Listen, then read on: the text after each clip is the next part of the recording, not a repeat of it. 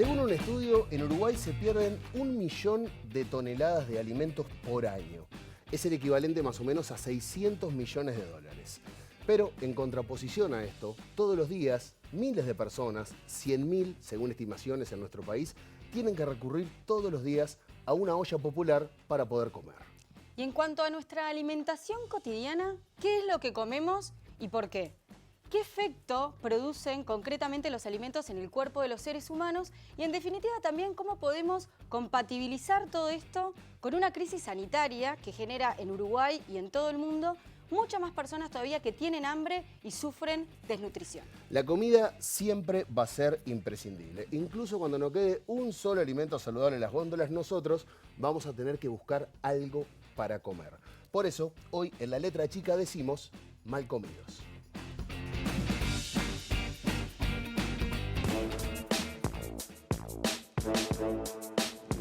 Es el tema de la buena alimentación. Así es. ¿Cómo estamos en Uruguay? Bueno, en Uruguay tenemos mucho por mejorar, sin duda. Tenemos un deterioro en la calidad de nuestra alimentación en los últimos 20, 25 años. Problemas alimenticios hay muchísimos, pero si nos centráramos en los extremos, de un lado tendríamos el hambre o la desnutrición y del otro tendríamos el sobrepeso y la obesidad. En el mundo hay 820 millones de personas con hambre y una cantidad similar de obesos. La población de Uruguay presenta una de las cifras más altas del continente en sobrepeso. 2 de cada 3 adultos y 3 de cada 10 adolescentes tienen sobrepeso u obesidad. Podríamos decir que estamos en cifras muy similares a Estados Unidos, que es el país más obeso del mundo. Entonces, realmente para Uruguay este es un problema epidemiológico muy serio.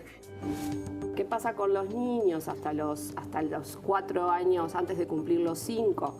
Hay un problema de malnutrición por exceso importante que tiene que ver con la calidad de alimentación a la que acceden muchos y muchas uruguayas. El problema es que cuando yo voy a mirar las cifras de retraso de crecimiento por quintiles, para ver, bueno, cómo se distribuye, hay un 10% de gurises en nuestro país que tiene desnutrición crónica. Y, o casualidad, que esos niños viven en hogares pobres. Hoy la gran amenaza son los que ponen los intereses comerciales por encima de los intereses de la vida, por encima de los intereses del derecho a la alimentación. Por un lado están los alimentos excedentes y por otro lado hay gente que lo está necesitando. Cada año se tiran 1.300 millones de toneladas de comida. Es suficiente para alimentar a África, Europa y las Américas por todo un año.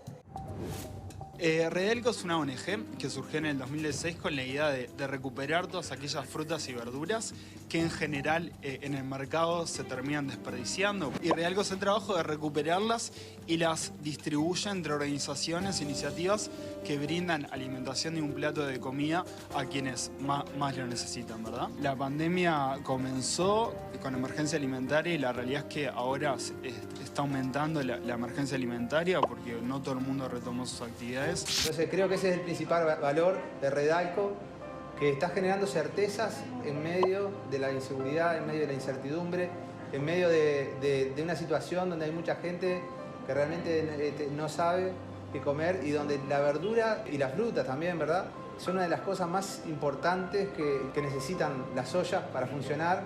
La gente se moviliza porque tiene muchas angustias. Una es el COVID, pero la otra es no tener que comer, ¿no? Hay más de 100.000 personas alimentándose en las ollas populares. Porque hay gente que hace 4 meses que va a la olla y busca ollas porque algunas han cerrado. Y tenés la situación de que ya no alcanzan las canastas, ya no alcanzan las ollas. Los merenderos están sustituyendo a muchas ollas. El Ministerio de Desarrollo, la Intendencia y el Ejército distribuía viandas, ¿no? ¿Es cierto que hay un corte en cuanto al suministro? Sí. De parte del Gobierno Nacional? Sí, decidieron no proveer más a la Intendencia y lo cual nosotros reaccionamos con sostener el servicio. Sin el apoyo nacional. Sin el apoyo nacional. Algunas de las ollas que estaban funcionando funcionaban con la comida que ya preparaba el Ejército y lo que informaban en esta reunión era que a partir de octubre esa ayuda no iba a estar. El derecho a la alimentación no es cualquier derecho, es el derecho a la alimentación adecuada. El acceso a los alimentos no es igual para todos. Disponibilidad de alimentos tenemos en el mundo y tenemos en Uruguay. El problema tiene que ver con el acceso y tiene que ver con el precio de los alimentos. Donde el alimento dejó de ser un bien común, se convirtió en una mercancía Y quien tiene dinero tiene para comprarlo y quien no, no. No es creíble que haya un 10% de gurisitos nuestros que estén desnutridos, no es creíble. Un país que se jacta de vacas, más vacas, más vacas, más vacas, productor de leche con una industria enorme, resulta que hay niños en el Uruguay que no logran consumir diariamente esto y esto trae aparejado la anemia. Y entonces se genera ese círculo que es lamentable que volvamos a discutir, del círculo de la desnutrición y de la pobreza. 5 minutos pasan de las 9 de la noche, le damos la bienvenida a la letra chica de hoy y nos acompañan Ana Laura Pérez, periodista y columnista de la letra chica, y Laura Rosano, coordinadora nacional de Slow Food, cocinera, agricultura agroecológica de frutos nativos, integrante de la coordinación en la red de agroecología del Uruguay. Bienvenidas a las dos. Muchas gracias por estar aquí. Contarles a ustedes que en realidad cuando empezamos a organizar este programa, la verdad que nos encontramos con una disyuntiva bastante complicada porque abordar el tema de los alimentos en nuestro país, particularmente en la actualidad, es un poco complejo porque por un lado conocemos esta situación de extrema sensibilidad y complejidad que están atravesando decenas de miles de uruguayos en nuestro país que no tienen para comer y que tienen que recurrir a ollas populares o alimentos con falta de nutrientes, más bien baratos, que indudablemente perjudica lo que es el ideal de la dieta sana. Y por otro lado, también nos veíamos en la obligación de compartir e informar sobre cuál es realmente la alimentación ideal, dónde está el valor de la comida para incorporarlo a la dieta de una manera satisfactoria. Así que con el mayor de los respetos intentamos tocar todos estos temas y presentar este asunto de la comida en Uruguay de la manera más acertada posible. Así que, Ana, si te parece, pongamos algunas cifras arriba de la mesa para entender en dónde estamos parados en la actualidad. Yo creo que además después está bueno, es una pregunta para Laura, que es interesante, y es que no todo lo que comemos es alimento, ¿no? Empezar como por pensar que no todo lo que vos comés es alimento y que son como dos cosas distintas. Y parte de eso es pensar que en Uruguay uno de los problemas más grandes es la obesidad. Y mucha de la gente obesa está mal alimentada, ¿no? 65% de los adultos en Uruguay tienen algún tipo de obesidad y 40% de los niños, ¿sí? Por ejemplo, según datos de 2013, en Uruguay se consumieron 150 kilos de producto ultraprocesado por uruguayo durante un año. O sea, ¿qué comemos y cómo lo comemos también? Lo ultraprocesado es lo peor de lo peor. Sí, sí. Básicamente. Sí. Por ejemplo, los niños uruguayos comen poca fruta, comen poca verdura, comen alimentos con exceso de sodio, con exceso de azúcar, consumen 3, 4, 10 veces la cantidad de azúcar que deberían consumir en un día, ¿sí? También grasas trans y grasas saturadas. Por ejemplo, por citar alguna otra cifra, 4 de cada 10 niños de la educación pública tienen problemas de alimentación, en algunos casos de obesidad. Uno tiende a pensar que la obesidad es un problema de altos ingresos, pero entre las poblaciones de bajos ingresos la obesidad tiene una proporción muy elevada por esto que decíamos, ¿no? De alimentaciones de mucha harina, poco nutriente, cosas que llenan pero que no alimentan. Entonces, como decía en el tape Alejandra, hay anemia muy alta, en muy altas proporciones entre los niños uruguayos, y de repente uno ve un niño gordo y piensa que está bien alimentado, ¿no? Ese razonamiento que viene como de otra época, y de repente es anémico o tiene diabetes en la infancia. Y este fenómeno es un fenómeno que viene creciendo en los últimos años. El aumento de cantidad de niños obesos y cantidad de diabetes en edades tempranas, en la adolescencia, es un fenómeno que en el Uruguay viene aumentando. ¿Es un fenómeno uruguayo o a nivel mundial la alimentación está pasando por un momento complicado? Es un fenómeno a nivel mundial, pero en Uruguay es un problema grande. Uruguay es uno de los países que tiene peores números de obesidad en América Latina. Si bien es un fenómeno global y el consumo de alimentos procesados y ultraprocesados en el mundo viene creciendo de forma sostenida, y hay países donde este problema es aún más grande, como Estados Unidos, por ejemplo, Uruguay en Latinoamérica está en una situación bastante complicada. También tiene que ver, para también poner un dato sobre la mesa, con que muchas veces En estos países los alimentos ultraprocesados son mucho más baratos que los alimentos de calidad. El acceso, hay dos problemas a nivel del acceso, ¿no? Hay un tema de precio, como también decían en el tape, no tengo dinero para adquirir alimentos de mejor calidad, los ultraprocesados son más baratos, y además lo otro que no tengo es información de calidad sobre qué tienen los alimentos que consumo. Y la información muchas veces está más cerca de la gente con mejor nivel socioeconómico que la que tiene peor. El programa de hoy se llama Malcomidos y lo tomamos de un libro de Soledad Barruti, la argentina, que bueno, lo escribió ya hace algunos años. Después sacó otro que se llama Mala Leche, responsabilizando directamente a la industria de lo mal que nos estamos alimentando. Y Laura, preguntas obvias para vos, aprovechando para tenerte acá, te voy a hacer una batería todas juntas. ¿Qué comemos y por qué? Vamos a hablar de Uruguay. ¿Qué efecto pueden tener los alimentos sobre nosotros? Muchas veces pensamos que es engordar, adelgazar y no mucho más. ¿Quiénes nos están dando de comer? Creo que esa es una pregunta muy interesante. ¿Y cuál es la posibilidad de acceder a alimentos más naturales que tenemos en relación a su costo? Porque parece que una se quebró y solamente si tenés dinero te puedes alimentar bien. Bueno, un poco de todo. En realidad, Uruguay ha tenido un cambio cultural con respecto a la alimentación. Hemos cambiado la forma de comer, hemos cambiado la forma de compartir la comida. La comida ahora es un mero trámite, se come lo más rápido posible, lo más barato posible, porque la comida no nos interesa. Y eso es parte de la educación. En Uruguay no tenemos educación alimentaria en la escuela, por ejemplo. El tema de la merienda es un tema que los chiquilines ahí comen lo que la televisión les muestra. Yo trabajo mucho con las escuelas rurales o escuelas de contexto crítico con tema de alimentación, y el comer un producto ultraprocesado que sale en la televisión es ser parte de esta sociedad. Entonces, a veces niños que carecen de muchas cosas tratan de tener ese producto porque es ser parte de tomar un refresco, comer un alfajor o comer unas papas chips, es ser parte de lo que muestra la televisión.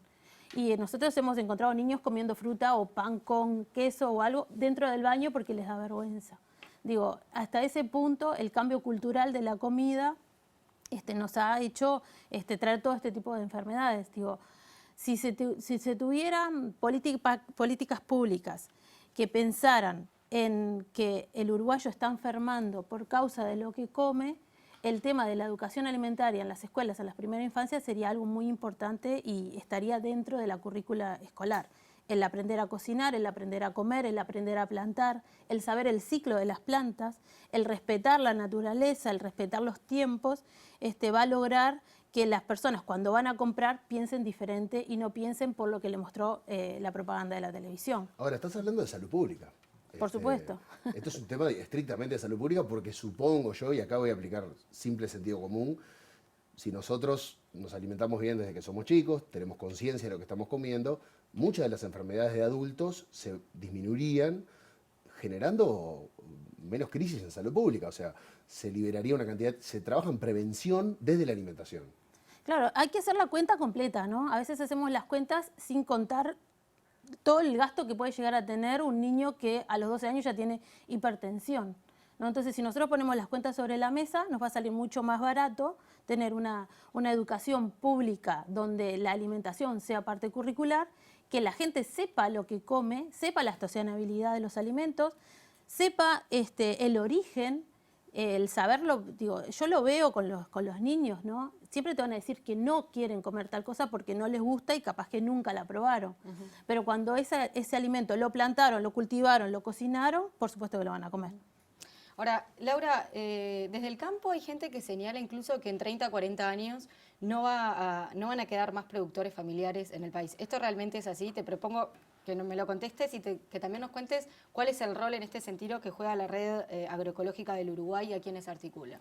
Bueno, en Uruguay la producción familiar es el 5% de la población total del Uruguay. Y los productores familiares son los que le dan de comer a todo el Uruguay. Son los que plantan la papa, el zapallo, la fruta, la verdura que todos comemos. Cuando a veces escuchaba yo hablar a diferentes ministros de turno diciendo que Uruguay producía alimentos para más de 30 millones de personas, me daba mucha risa, porque en realidad lo que produce Uruguay son commodities y es soja para alimentar los chanchos de China y de Europa. Cuando nosotros en el menos del 10% del territorio, que es el que ocupa la producción familiar, producimos alimentos real, comida real, de la que comemos todos. Si hubiera políticas públicas dirigidas a los que producen la comida de verdad, nosotros podríamos ser una gran huerta, y esa huerta podría ser agroecológica, como es lo que nosotros aspiramos desde la red de agroecología. Hay un plan nacional que se aprobó en 2018 por todos los partidos. Se elaboró en la comisión honoraria con grupos de trabajo. Ese plan nacional apuesta a que la producción familiar se reconvierta a una producción agroecológica.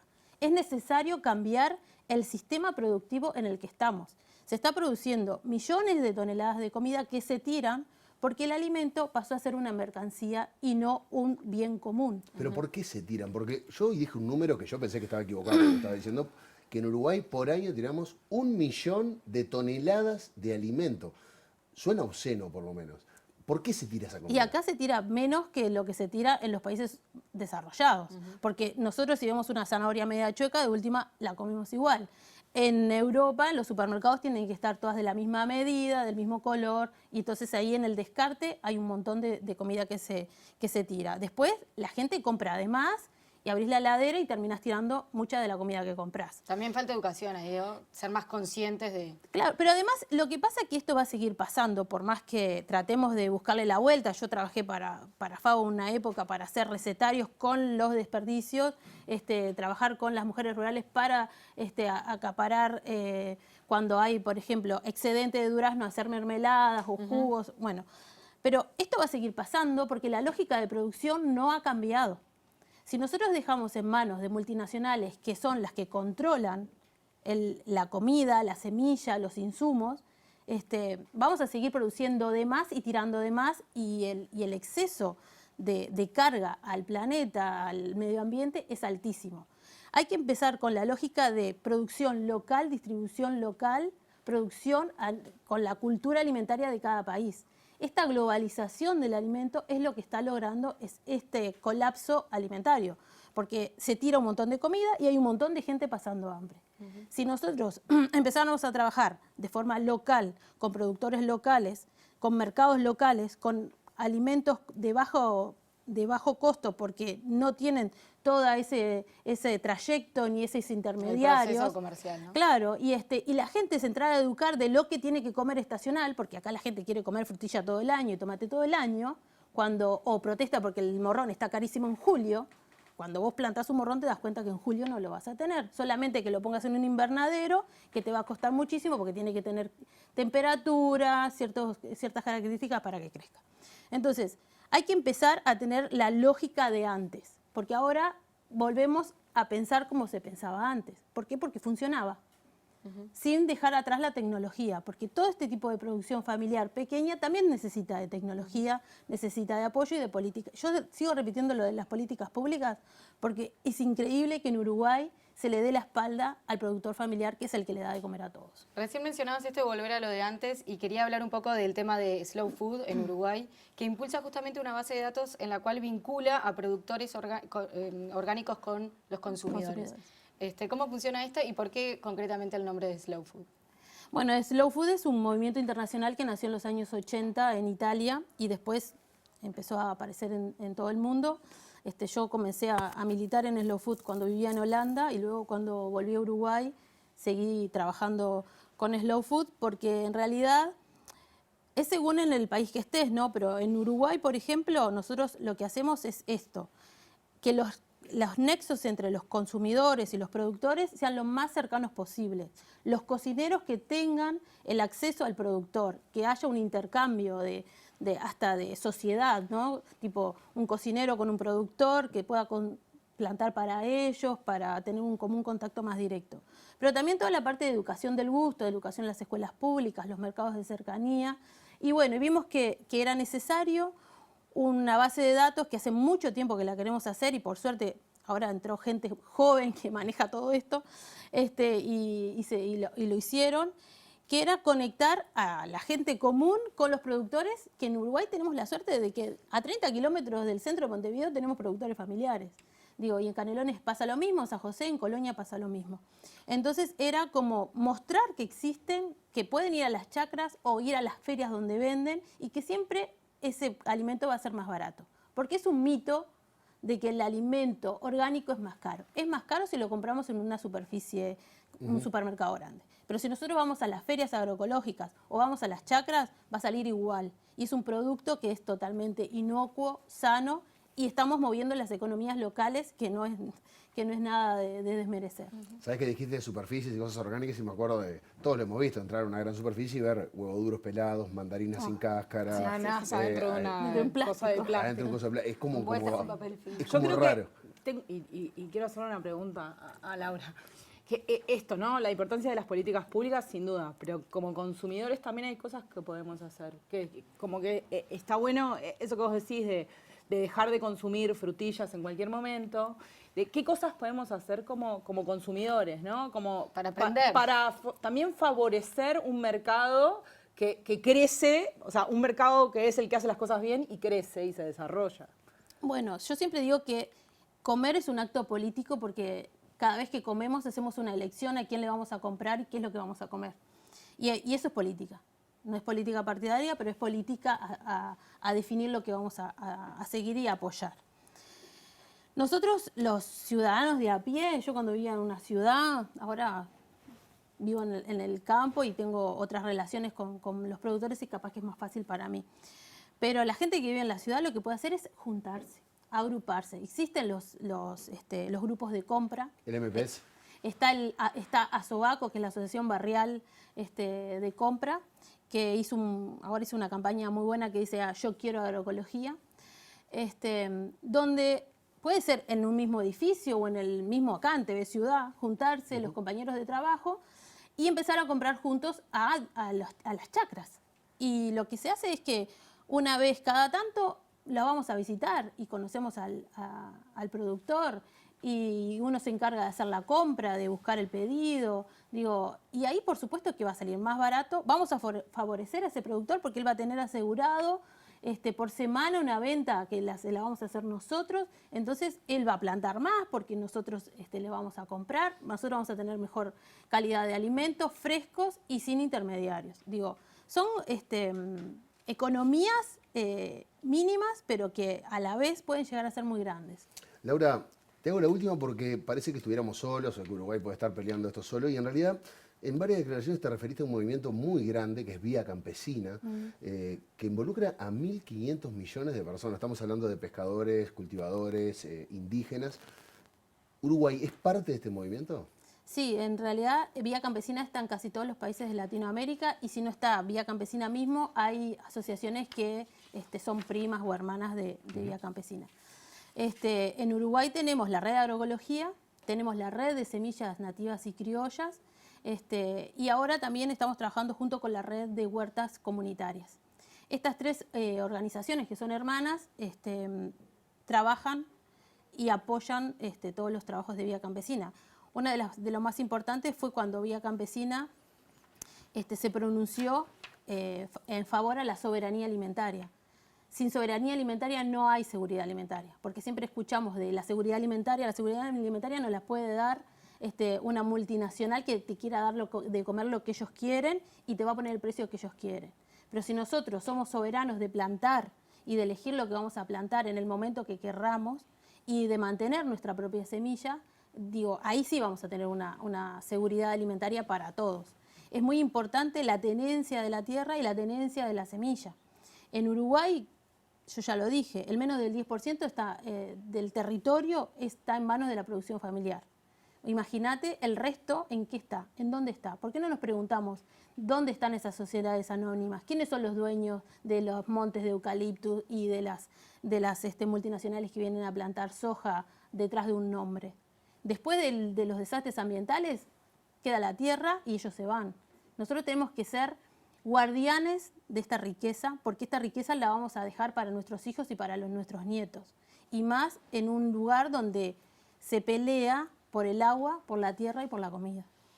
Laura, siempre es un placer charlar contigo. Ana Laura, te quedas con nosotros todo el programa. Me quedo. Después de la pausa, sí, te quedas con nosotros. Después de la pausa vamos a estar hablando de Redalco. Lo vieron en en el tape de arranque, una asociación que se ocupa de alguna manera de recuperar o intentar que ese alimento no se desperdicie. Vamos a estar hablando con Yamandú Plada y también vamos a hacer un contacto con un representante de la FAO desde Ecuador en vivo, así que bueno, quédense que ya venimos.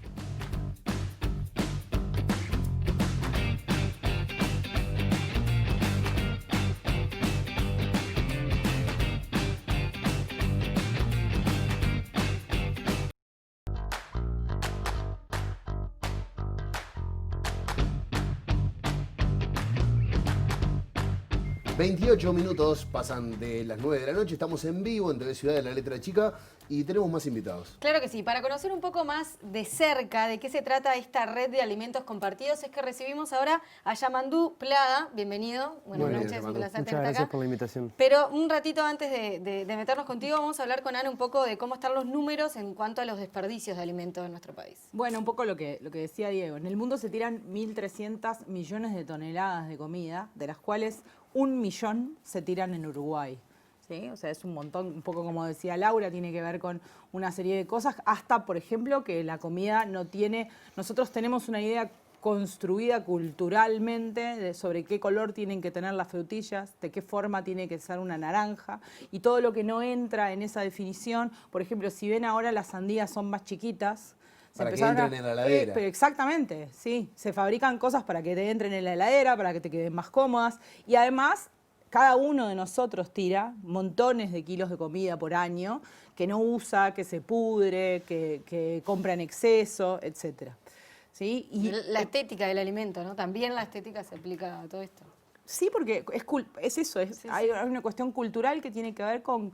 De hecho, por ejemplo, el jugo de naranja se tiñe porque tenemos una idea, si ustedes hacen jugo de naranja en la casa, van a ver que no es naranja, es más tendiendo al amarillo.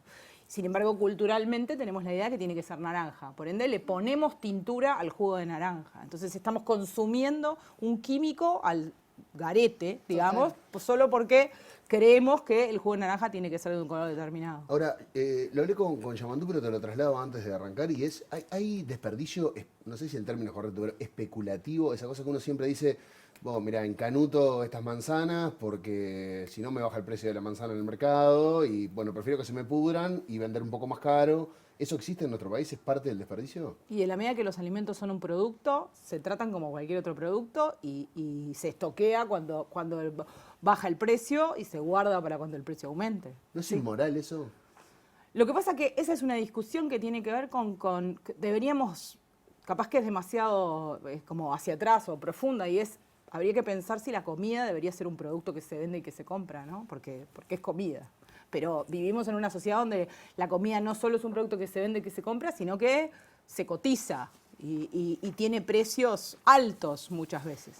Y también construimos ideas culturales sobre qué nos da estatus la comida. Un poco lo que decía Laura respecto a los procesados, o por ejemplo, por qué todos queremos comer salmón en vez de comer trucha, que es uruguaya y no es importada, y muchas veces se cría de maneras que no son las mejores, llenas de antibióticos, pero por algún motivo culturalmente hemos construido la idea de que comer salmón nos da estatus. Yamandú, bueno, contanos qué es Redalco, quiénes colaboran con ustedes y con cuántos grupos están trabajando en la actualidad.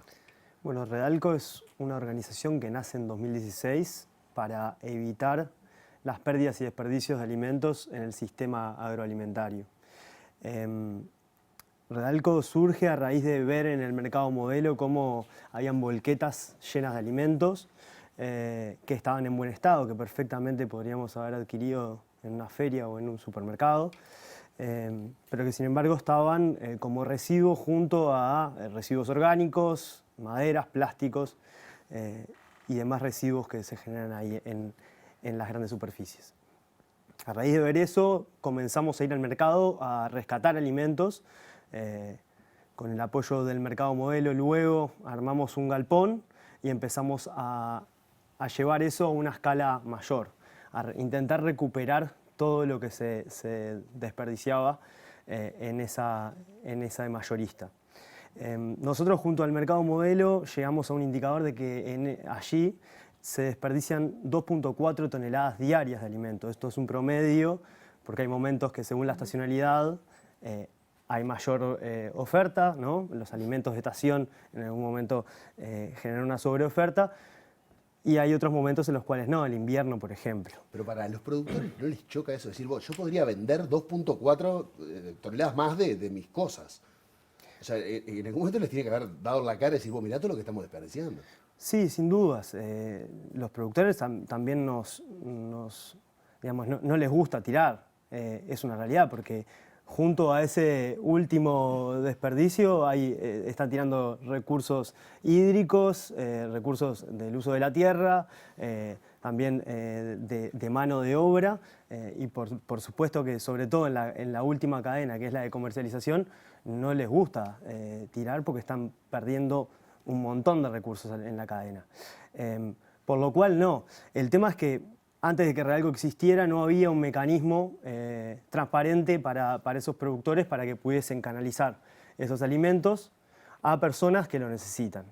Redalco surge justamente para evitar el desperdicio de alimentos y construir acceso a las poblaciones más vulnerables o de contextos vulnerados, donde la alimentación, como bien nos mencionaba Laura hace un rato, en los quintilos más bajos, y la compañera, los quintilos más bajos a veces deciden dejar a un lado las frutas y las hortalizas, y eso pone en riesgo lo que es una alimentación segura, saludable.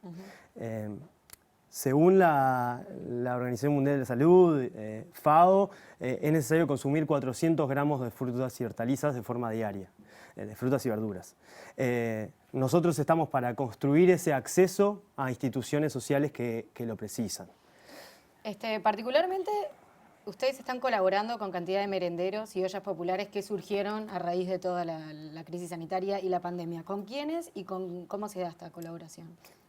Bien, Redalco surge en 2016 trabajando con organizaciones sociales, clubes de niños, CAIF, comedores, merenderos, liceos, escuelas, hogares de ancianos y realojos y demás instituciones que trabajan con población de contextos de vulnerabilidad socioeconómica. En el contexto de pandemia, y lo que llevó es a que mucha gente perdiera su fuente de ingreso y por tanto recurriera a una ayuda en el territorio. Es así que surgieron cientos de iniciativas como las ollas populares. También se armaron canastas de vecinos y demás. Redalco en ese momento largó una campaña, la cual se llamó Alimentando la Solidaridad, que invitaba a personas y a empresas a contribuir con un cajón a estas ollas. Esto lo que logró es que llegamos a abastecer al 60% de las ollas populares de Montevideo y algunas de área metropolitana y Canelones, con los insumos para la olla durante 15 días. El 50% de esta olla estaba constituida por frutas y hortalizas que brindaba Redalco de forma gratuita gracias a esas contribuciones de los apoyos. Actualmente estamos llevando alimentos a unas 220 instituciones, que en un promedio muy conservador llegamos a unas 22.000 personas de forma continua. Es muchísima gente. ¿Y saben que cuesta aceptar que en un mundo donde hay personas que se mueren de hambre o tienen serios problemas para acceder a alimentación de calidad, se tire comida? Por eso nos vamos a ir hasta Ecuador. Vamos a hablar con Rubén Flores Agreda, que es representante de la Organización de las Naciones Unidas para la Alimentación y la Agricultura, la FAO, ad interim en Uruguay. Rubén, ¿está por ahí? Sí, hola Diego, ¿cómo estás? Hola Ana Laura, ¿cómo han pasado? Y qué gusto compartir este diálogo con Redalco, que es parte de los socios estratégicos de la FAO. Rubén, bueno, muchas gracias por recibirnos y voy a arrancar con una pregunta, creo que es de cajón. ¿Y cómo no hemos logrado que se tire tanta comida con personas con situación de hambre en el mundo? ¿Por qué no se ha conseguido que se disminuya el desperdicio de alimentos? A ver, yo creo que lo importante es reconocer que hay todo un proceso, ¿no es cierto?, en el tiempo. Cuando la FAO arranca con la discusión a inicios de los años 2000 con el tema de la medición, tanto de las pérdidas como desperdicios, tiene un serio esfuerzo tanto desde la perspectiva cualitativa para definir primero la diferencia entre lo que es una pérdida y lo que es un desperdicio. Segundo, cómo se da ese esfuerzo en el sistema alimentario, porque finalmente la parte de las pérdidas normalmente suceden en la cadena productiva desde la siembra hasta la cosecha y post cosecha, mientras que los desperdicios se dan ya en la distribución y en el consumo. Esos esfuerzos de cuantificar, de valorar, hicieron que la FAO ponga en el tapete el tema y tiene un informe que lo saca cada año, ¿no es cierto?, en donde realmente se va viendo la evolución. Y por supuesto que cuando uno ve el resultado de Uruguay, hay realmente un avance importante en términos de esta reducción tanto de pérdidas como de desperdicios. Entonces, ya las cifras ustedes las han dado, significativamente siguen siendo importantes, pero realmente hay un esfuerzo por ir consolidando una política pública que de una u otra manera vaya reduciendo estas pérdidas y estos desperdicios. Ahora, Rubén, distintos estudios de la FAO señalan que América Latina y el Caribe es responsable del 20% de los alimentos que se pierden a nivel mundial, considerando que nuestra región alberga el 9% de la población mundial. Entonces, ¿qué es lo que nos lleva a que pase esto en esta región? ¿Y cómo se trabaja desde la FAO para tratar de revertir toda esta cultura del desperdicio que tenemos instalada, ¿no? No, te agradezco muchísimo tu pregunta, Analía. Realmente es importantísimo poder ubicar todo este tema en el contexto y sobre todo en la relación de lo que estamos viviendo. Es decir, la alimentación como derecho y como elemento fundamental para que los seres humanos subsistan, tiene hoy día un impacto de un proceso histórico, de una relación bastante inadecuada entre el ser humano, la fauna y el reino vegetal, que hay que transformarla y que hay que cambiarla, porque finalmente gran consecuencia de tener las pandemias que estamos viviendo es justamente de esa mala relación. Entonces, una labor fundamental para ir coordinando un buen ejercicio en esa relación adecuada es justamente ir concientizando sobre este proceso en términos de las pérdidas y los desperdicios. Ahí la FAO ha puesto toda su capacidad, ha impulsado alianzas con los gobiernos para poder ir definiendo justamente las medidas de política pública adecuadas, ¿no?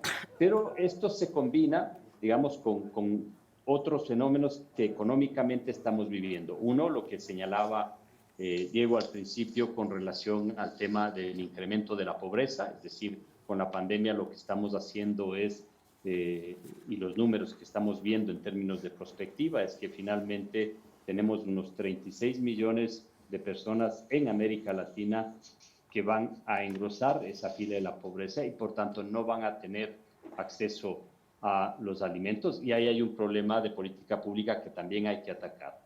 Este problema de desperdicios es también fundamental, pero el otro también es lo que acabamos de ver en la parte anterior del panel, y es esta dispersión grande que se da y esa apertura y la brecha mayor entre el aumento de la pobreza y el aumento de la obesidad.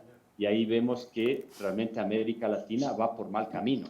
Entonces, la FAO lo que ha hecho sobre este ejercicio, y ahora se va a presentar justamente la oportunidad con todos los ministros y tomadores de decisión de agricultura en nuestro mecanismo de gobernanza en la conferencia regional que se realiza a mediados de octubre, pues sencillamente los tres temas que se van a poner en el tapete es justamente el tema de cómo conseguir alimentos saludables para todos, cómo conseguir sistemas productivos inclusivos y finalmente cómo hacemos que estos sistemas alimentarios sean resilientes con el cambio climático y con el ambiente. Entonces me parece que ahí hay una gran labor en términos de propuestas de política pública y de discusión, porque finalmente se requiere varios elementos. La FAO ha presentado inclusive medidas que van desde responder la simple pregunta, ¿qué haces tú? ¿Qué hago yo por realmente no desperdiciar.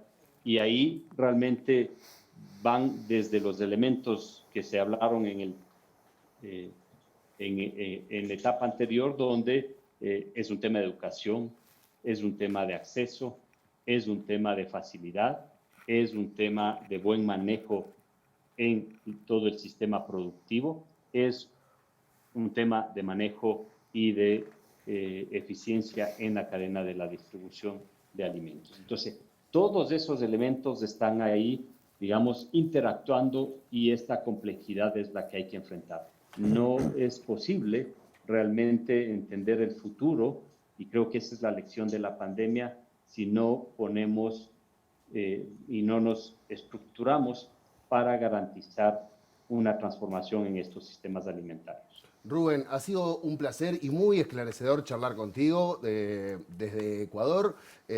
Ha sido un placer y esperamos tener contacto nuevamente para conocer algunas novedades de la FAO con respecto a Uruguay específicamente. Muchas gracias, Rubén. Ok, un abrazo, que pases muy bien. Saludos. Yamandú, Ana, algunos datos que manejó Rubén en estos minutos hablan de, y no de buscar culpables, pero lo charlamos con Laura primero. Por un lado se dice que conseguir alimentos de calidad es caro. Ese mito que Laura de alguna manera lo puso así, ese término sobre la mesa. Pero por otro lado también se puede pensar en que estamos pagando caro por el lucro obsceno que nos están cobrando por estos alimentos. ¿Tienen alguna posición al respecto? A veces no es un tema solo del lucro, sino cómo está construido el proceso productivo. O sea, yo creo que, por ejemplo, lo que contaba Yamandú, a veces la gente no tira, a veces algunos productores tiran alimentos, porque, por ejemplo, llevarlos de vuelta, el flete de transporte hacia el lugar o la conservación de esos alimentos es más caro que tirarlos. Entonces, a veces puede resultar más fácil decir, bueno, tienen la culpa de todo porque tiran, pero en realidad hay un sistema que está construido para que esa persona no pueda sostener no tirar. De hecho, es interesante lo que decía el representante de FAO en cuanto a que también nosotros como personas tiramos alimentos. Nosotros también somos tiradores de alimentos o consumidores excesivos de cosas que sabemos que hemos perdido. No sé, a mí me dan ganas de preguntarle a Yamandú, por ejemplo, hay una parte, ellos hacen una parte del trabajo, pero después que vos llevás esos alimentos a la gente cocina, ¿cómo es el proceso? ¿Está acostumbrada a comer verduras? ¿Cuánto vos ves que hay que trabajar para que, además de darle las verduras, entiendan que es mejor comer verduras que alimentos procesados? Comienzo con la pregunta de la curva. Es mi otro nombre. Me parece que si conocemos la realidad de los productores familiares de Uruguay, que a veces está tan lejos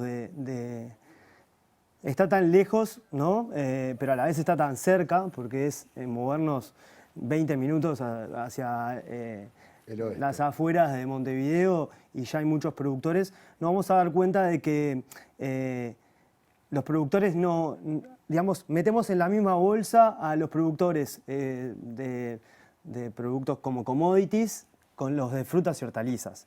Y creo que ahí hay una gran diferencia. Los productores de frutas y hortalizas familiares no es que están tirando manteca al techo, y al haber también determinados factores que tienen que ver con infraestructura tecnológica, hay veces que la estacionalidad, el clima, afecta mucho las producciones. Por lo tanto, creo que tiene que ver un poco con eso el tema del manejo de los precios. No creo que tengan en su filosofía intentar no permitir el acceso a personas, sino que están intentando, digamos, hacer perdurar su producción familiar. De todas maneras, esto es bien diferente en los otros eslabones de producción, ¿no? Que bueno, que ahí ya podemos desarrollar en otra instancia. Respecto a lo que es la cultura del consumo, hay muchos alimentos de estación que a veces las instituciones les cuesta utilizarlos e incluirlos en su dieta. Y en esos aspectos, como en todos los aspectos que involucran el tema de la alimentación y de construir acceso a todas las personas que lo están precisando, creo que hay que construir acuerdos institucionales entre la sociedad civil, el Estado, por supuesto la academia, para llevar esto y el gobierno, para llevar esto, digamos, a a todos lados. La cultura, la falta de información son generadores también de malos hábitos de consumo de alimentos. Redalco, en determinados aspectos, brindando alimentos de estación, permite a las cocineras y a los cocineros de las instituciones beneficiarias poder maniobrar con esos alimentos. Pero a veces también nos llegan algunos tipos de demandas como, mirá, yo el coliflor no sé cómo echárselo a los chiquilines. Y bueno, en ese tipo de cosas es que hay que trabajar también en conjunto para construir recetarios que estén adaptados a nuestra realidad de producción local, ¿no? Lo blanqueas en agua caliente, un poquito de sal, manteca de leche, lo usás como puré, te queda igual el puré de papa, nadie se da cuenta. Se las dejo yo esa. Yamandú, un placer haber charlado contigo. Para saber un poco más de Redalco, ¿lo busco en redes sociales? En redes sociales, Redalco UI, en Instagram, Facebook, LinkedIn y obviamente en nuestra página web, redalco.org. Y bueno, invitamos a todos los que deseen colaborar para seguir construyendo acceso a las personas que lo están precisando. Claro. Hay distintas formas de colaborar para personas con pequeños o grandes apoyos y como también para empresas. Y bueno, estamos más que abiertos a empezar a expandir la seguridad alimentaria en Uruguay que tanto falta nos hace, ¿no? Tras la pausa, en el bloque que viene vamos a recibir a la diputada Cristina Lustenberg y con ella en el último tramo de la letra chica vamos a hablar sobre un tema más que importante y es alimentación vinculada a la primera infancia. Ya venimos.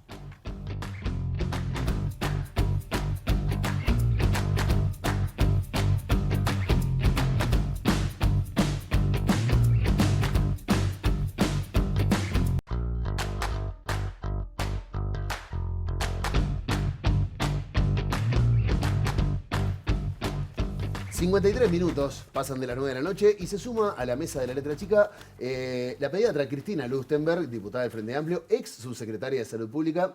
Cristina, bienvenida. Muchas gracias. Buenas noches. Muchas gracias por acompañarnos. Pero antes, Ana Laura, datos.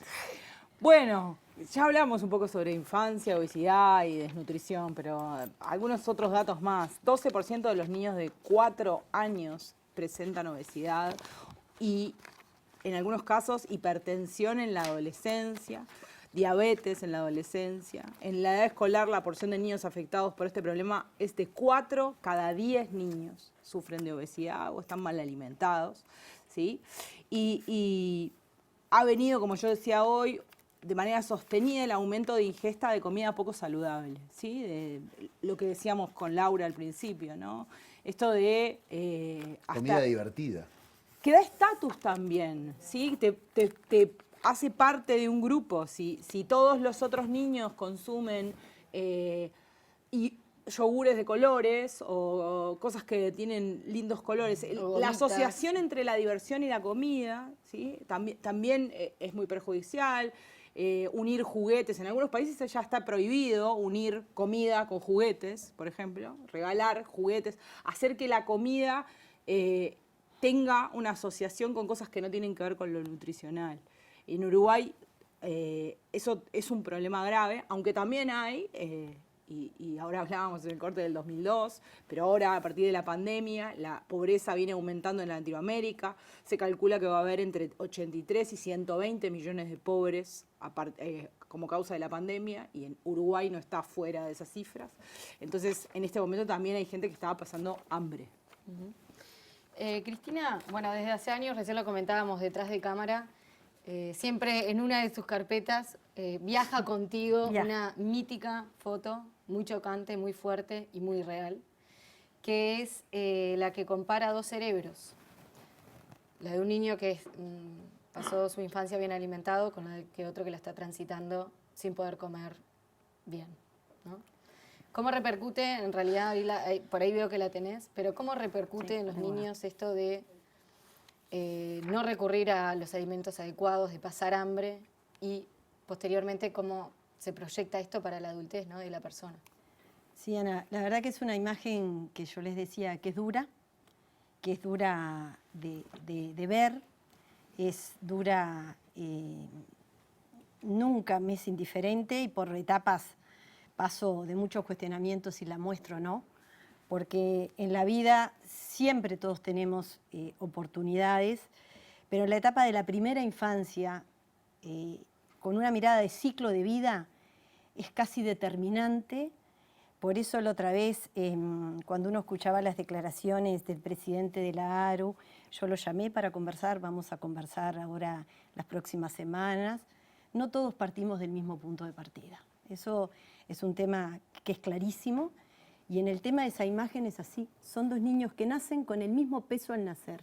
Ni siquiera tiene que ver otra cosa que tiene mucho también que ver en toda la parte del desarrollo, que come tu mamá. O sea, que come tu mamá y cómo está tu mamá. Porque la alimentación, y cuando uno habla, y ahora vamos a hablar, tiene un componente psicológico, social, no es solamente el alimento por el alimento, pero cómo está tu mamá en el embarazo desde el punto de vista del estrés, de cómo come, todo eso está demostrado hace muchos años, que hay un inglés que demostró, que es la teoría de Barker, que si una mujer en la etapa del embarazo pasa situaciones de malnutrición o de estrés muy importante, eso se traduce en unos cambios que lo explica la epigenética, pero eso hace que tú tenés más probabilidades al nacer de tener bajo peso al nacer, de tener estas dificultades en el crecimiento. Pero hasta en la vida adulta hay estudios longitudinales que ve la prevalencia que también tenés de riesgo de tener hipertensión, coronariopatía y otras enfermedades. Ahora, perdón, yo tengo entendido que la primera infancia, y me gustaría que la marques, es mucho más corta de lo que uno piensa. Los 2 primeros años de vida, el embarazo, los primeros 1000 días. ¿Eso me marca para toda mi vida? Eso es como los cimientos de una casa. Eso es, este cerebro son 2 niños ahí, Diego, que tienen el mismo peso al nacer. Y a los 3 años, en la imagen, esta que está acá. Sí, capaz que la podemos mostrar. Esta la tenemos para mostrar. Ahí está. Creo que está, yo la mandé mejor que la fotocopia que saqué último momento. La imagen que está ahí sobre la izquierda es, no sé si lo veo bien, es un niño con cuidados afectivos, con nutrición adecuada, en una familia con materialidad y cuidados de mucho afecto y de nutrición. Y el otro niño es un niño que está institucionalizado, con deprivación afectiva, es un niño que tuvo una malnutrición. O sea, la primera infancia, que también se define hasta los 8 años primeros de vida. Pero la etapa fundamental son esos primeros 1000 días. Todas las etapas, el cerebro nuestro, porque quiero decir que tiene plasticidad, a lo largo de toda la vida, Diego, nosotros nos desarrollamos. Pero la primera etapa de la vida, esos primeros años, son fundamentales. Son como una casa, son los cimientos. Ahí se desarrollan millones y millones de neuronas. La malnutrición en esta etapa es determinante en tener posibilidades a corto plazo de un desarrollo más pequeño, de un desarrollo neuronal mucho con menos posibilidades, por eso el afecto, la comida, también otra cosa que es importante, los micronutrientes, porque Ana Laura, no sé si en ese reconto de cifras que hacía importante, me parece muy importante, el Uruguay tiene 2 problemas graves. Tiene la malnutrición por exceso, que es el sobrepeso y la obesidad, que ahora vamos a hablar también cómo eso en los niños, hasta en los últimos datos de la ENDIS, están bien claros, el porcentaje de niños que tienen sobrepeso y obesidad cada vez es mayor, es casi un 10% en los menores de 5 años sobrepeso y obesidad el 2,4%, que va aumentando, pero en la etapa escolar, 4 de cada 10 niños tienen sobrepeso, obesidad, con las implicancias que eso tiene. Pero el Uruguay arrastra un problema que no es menor, y en esta etapa de crisis, porque hoy el Uruguay estamos viviendo una pandemia donde las repercusiones sanitarias somos las que estamos atentos, pero las repercusiones sociales son las que más tenemos que estar atentos, y realmente por eso es lo que más nos preocupa, porque históricamente, y eso es muy importante que la ciudadanía lo sepa, en todas las crisis sociales que el Uruguay ha tenido, socioeconómicos, los hogares más afectados son los hogares donde hay niños, niñas y adolescentes. Y el Uruguay, pese a la disminución ostensible, porque hemos tenido una disminución ostensible en los últimos años de la pobreza, es 16 veces más la pobreza en los hogares donde hay niños y adolescentes que donde hay adultos. El 90% hoy de la pobreza medida por ingresos en nuestro país está concentrada en hogares donde hay niños o hay adultos que cuidan a esos niños. Y todas las crisis han repercutido directamente en los hogares donde hay niños y adolescentes. Y realmente el no acceso a alimentos, hoy nosotros escuchábamos la sociedad civil, cómo se ha organizado, Redalco, toda la educación que hay que tener en la alimentación, pero hoy hay niños en este país y familias que tienen hambre. Y nosotros estamos cuando uno mira las cifras de sobrepeso y obesidad, y podemos hablar después cómo eso tiene una relación muy importante con las enfermedades crónicas no transmisibles, que son la primera causa de muerte en nuestro país, con una carga muy importante económica y social, pero el Uruguay arrastra otro problema, que es el retraso del crecimiento y lo que se llama la emaciación o la desnutrición aguda, que venía disminuyendo.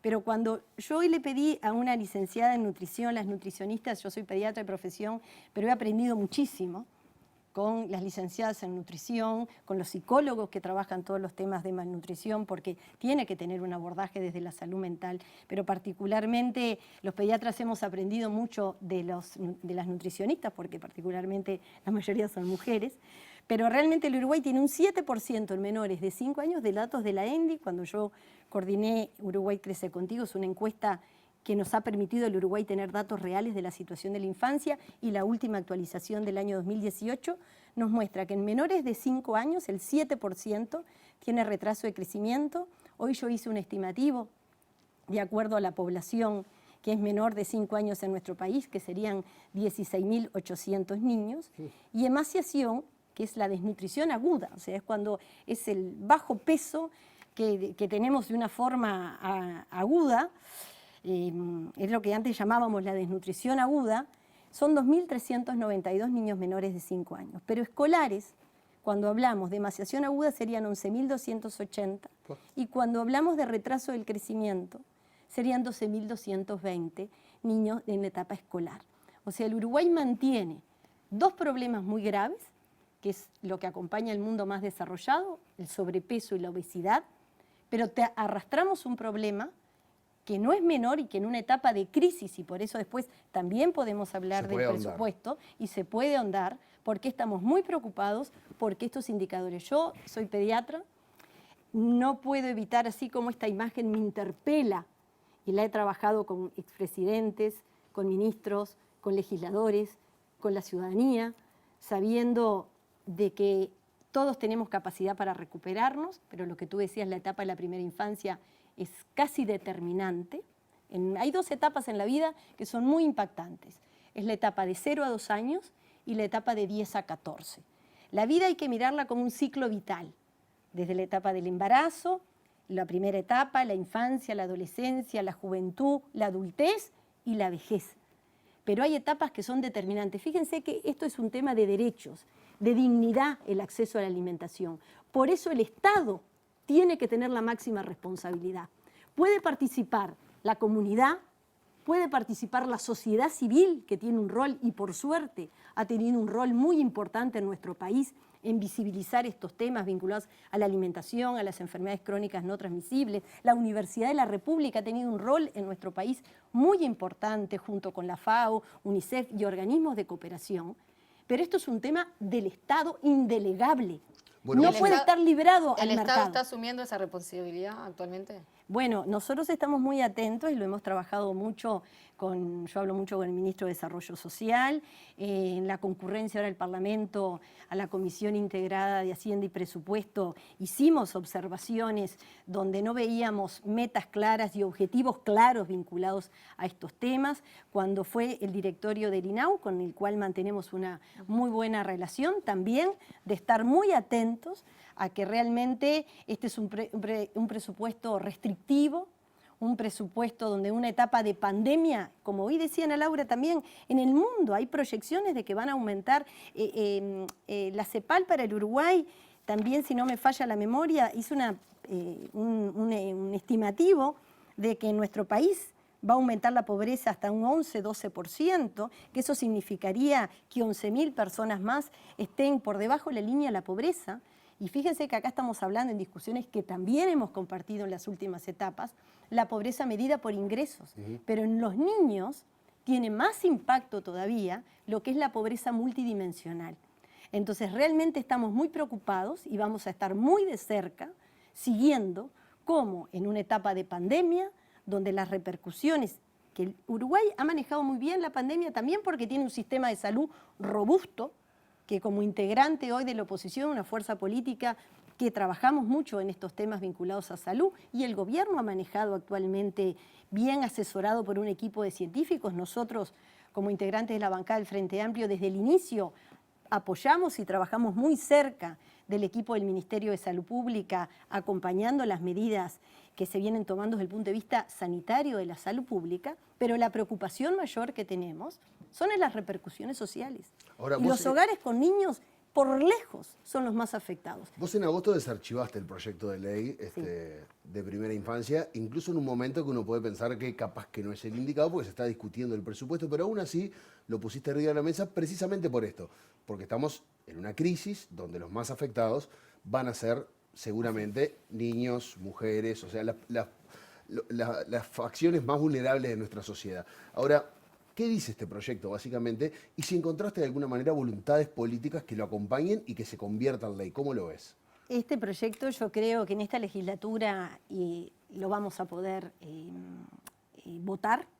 Lo hemos hablado en la bancada del Frente Amplio, pero con integrantes y legisladores de todo el sistema político, porque sí nos gustaría que esta fuera una ley que fuera votada por todo el sistema político, que la discutamos, nosotros la desarchivamos porque en la legislatura pasada no dio tiempo, se llegó a votar hasta la Comisión de Población y Desarrollo. Ahí se terminó la legislatura, había algunas dificultades en el diseño porque es una ley que es innovadora.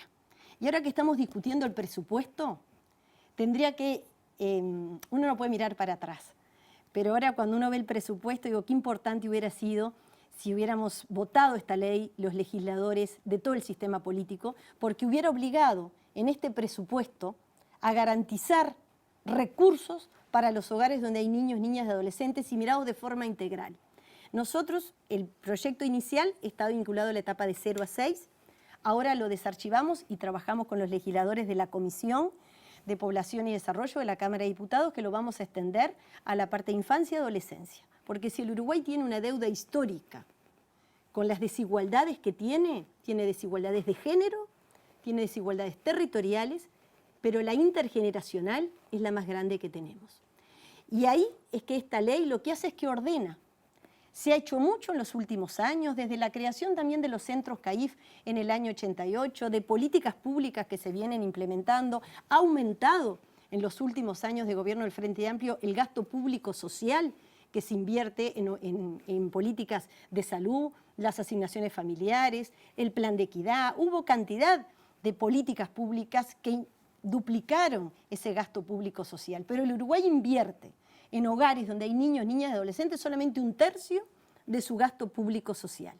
Y a su vez también, pese a todo lo que hicimos y también ahora también estamos muy preocupados por poner en duda el Sistema Nacional Integrado de Cuidados, que es otra pata muy importante de todo lo que tiene que ver el bienestar, que es la salud, la educación, la seguridad social, y se agregó en nuestro país lo que tiene que ver la política de cuidados y cómo eso impacta en las mujeres y en los niños, porque imagínense que la pobreza también tiene una gran concentración en hogares monoparentales, en hogares donde hay niños afrodescendientes, o sea, las vulnerabilidades se concentran, pero la ley lo que hace es que ordena la fragmentación del Estado, con una política que sea universal, que realmente ordena políticas que van a través del Sistema Nacional Integrado de Salud, políticas que vienen a través del Ministerio de Desarrollo Social, políticas públicas que vienen a través del INAU, de la educación pública. Hoy también estamos discutiendo en el presupuesto que hay graves dudas en cómo realmente garantizar la universalización de los niños de 3 años. Y eso realmente en el Uruguay es un gran avance. Cuando uno escucha algunas declaraciones de consejeros que ponen en duda la importancia de la educación en la primera infancia, ¿cómo eso tiene que ver? Hoy cuando ustedes me preguntaran cómo eso tiene que ver, bueno, esto impacta. Esta malnutrición, ese cerebro que creció, para mí es de las injusticias más grandes que puede haber, que el lugar donde nos tocó nacer, desde el punto de vista socioeconómico, determine las posibilidades que tengamos todos los que estamos en este estudio estar acá y tengamos hoy un 17% de los niños viviendo por debajo de la línea de la pobreza, donde tengamos estos miles de niños hoy con graves situaciones de inseguridad alimentaria que determinen un retraso del crecimiento, o otros niños que también, porque el sobrepeso y la obesidad no quiere decir que uno esté bien alimentado, al contrario, está muy asociado a una malnutrición con enfermedades crónicas no transmisibles. Pero la ley lo que hace es que ordena al Estado, pone en el centro cada niño, cada adolescente. Pongamos un ejemplo para que se entienda perfecto. Un niño que tiene una alteración del desarrollo, una alteración del espectro autista. Quizás hoy el Estado no tiene garantizado el 100%, si esa familia, ese papá no es, o mamá, no es beneficiario quizás del BPS, o su prestador de salud no tiene garantizado una continuidad por un equipo interdisciplinario, ese niño tiene graves dificultades, y volvemos a la lógica de mercado.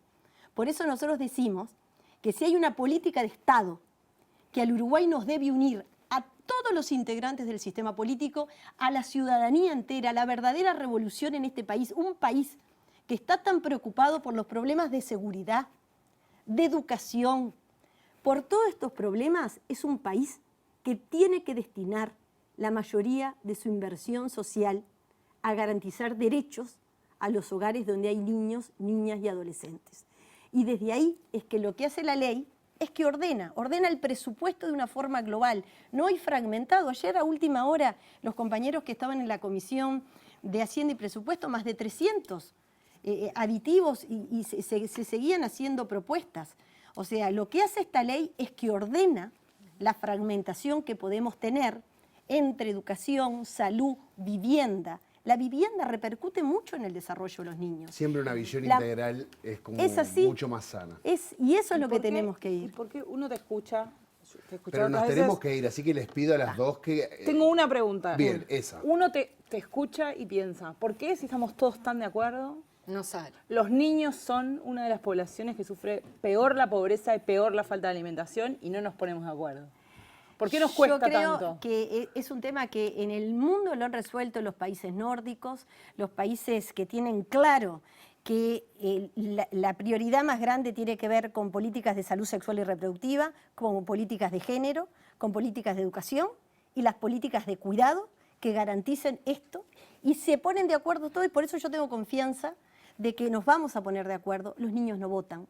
Sí, los niños y las personas privadas de libertad, Ana, son dos grupos de extrema vulnerabilidad que tienen derechos y que realmente no votan. Y el Estado es el que tiene que ser garante de estos derechos. Nosotros hoy creemos que el sistema político va a tener la madurez política de discutir la ley, de corregirla, de ver cuáles son las cosas que hay que mejorar, pero uno tiene esperanza que en un país donde nacen tan pocos niños, la mejor inversión que podemos hacer, pero requiere generosidad política, porque la mayoría de estos resultados se ven a mediano y largo plazo. Y la mayoría de los políticos siempre queremos tener resultados a corto plazo. A corto plazo sí ahora estamos preocupados por la situación de hambre, por el aumento de la pobreza. Pero esto sí los tenemos que saber todos los políticos, que las repercusiones de no atender esto al país le salen carísimos. Creo que todos estamos de acuerdo. Cristina, muchas gracias por acompañarnos. Ana Laura, un placer. Como siempre nos quedamos cortos. Pero bueno, los invitamos a cerrar la semana mañana con el modo viernes de La Letra Chica. Vamos a recibir a Martín Buscaglia y a Jessy López. Van a estar charlando un rato con nosotros y resumiendo los eventos más destacados de la semana. Hasta mañana. Nos vemos mañana.